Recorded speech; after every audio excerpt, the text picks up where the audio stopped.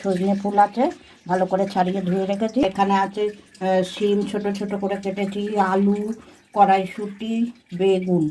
সজনে ফুল দিচ্ছি কড়াতে, কেটে রাখা সবজি দিচ্ছি, হলুদ দিচ্ছি, নুন দিচ্ছি। এবার আমি সর্ষে কাঁচা লঙ্কা বাটাটা দিচ্ছি, ভালো করে মেখে নিচ্ছি। একটু চিনি দিলাম, তেল দেবো,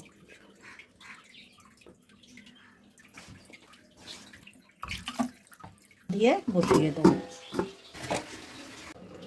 এবার আমি ঢাকনাটা খুলবো, একটু নেড়ে দিচ্ছি। এবার আমি ঢাকনাটা খুলে দেখবো, হয়ে গেছে সজনে ফুল ভাপা। একটু কাঁচা সর্ষের তেল দিচ্ছি, হয়ে গেছে।